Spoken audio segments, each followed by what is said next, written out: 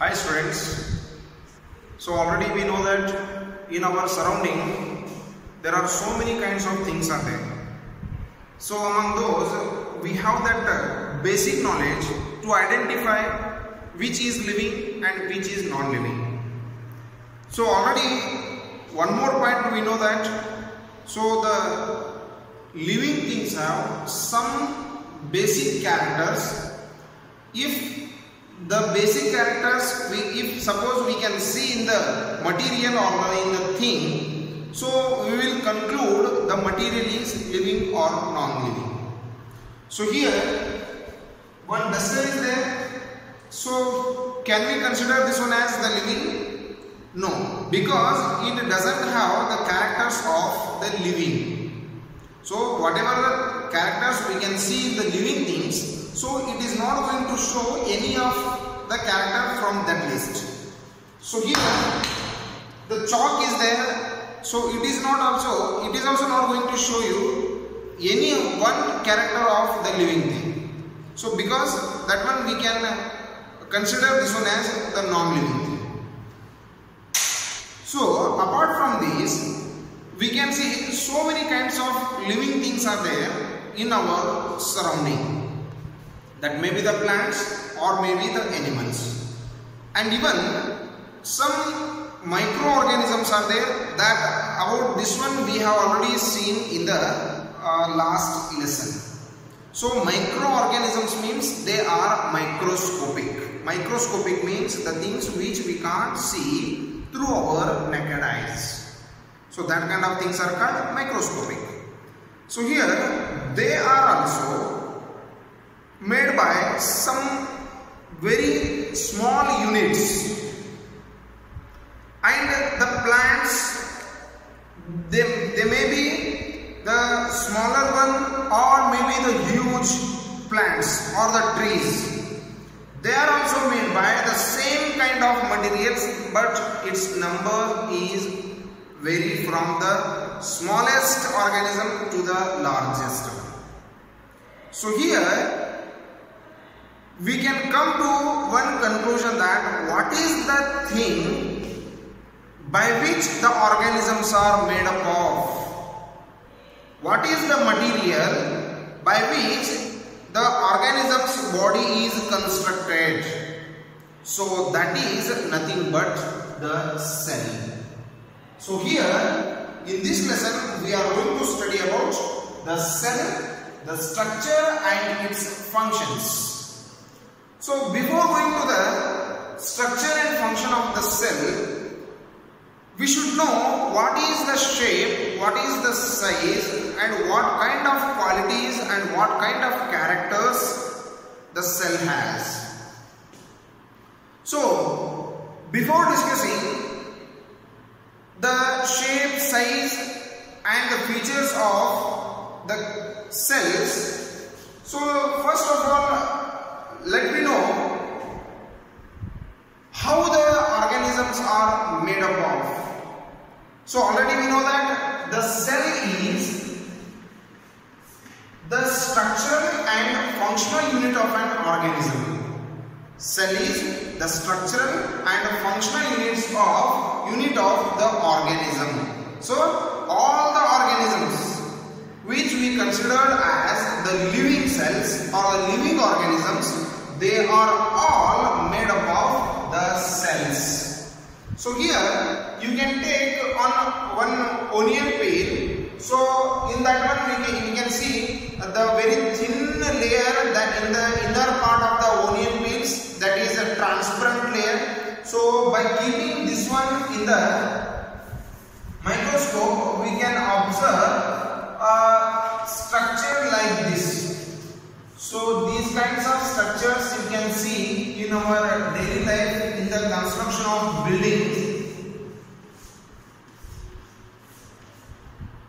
So in the construction of building, a building constructor is going to build, or he is going to set up the bricks like this. Is it? So already we have seen that one. So like that here also, maybe the cell, the shape of the cells are totally different from one organism to another organism. So here we can see the construction of an organism's body. So many of the cells join together to form a complete structure.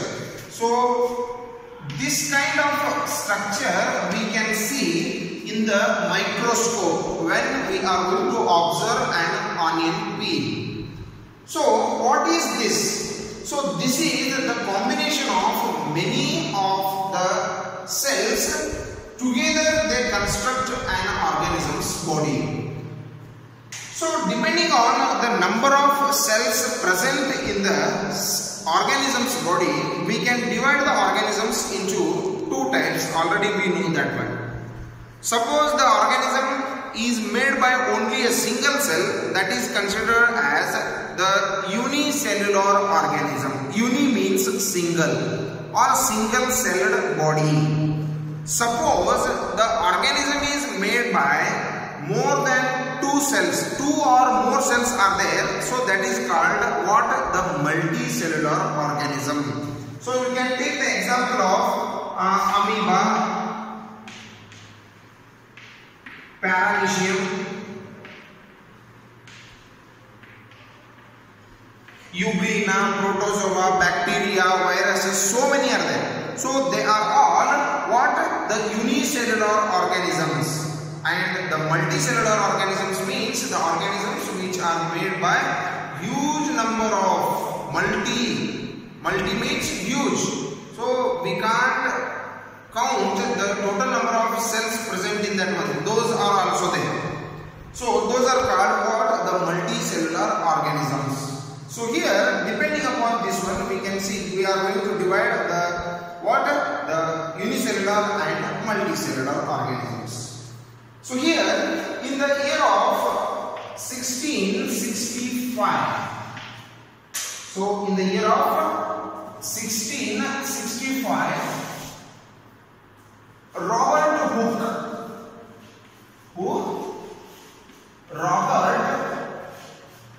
Hooke discovered the cell structure.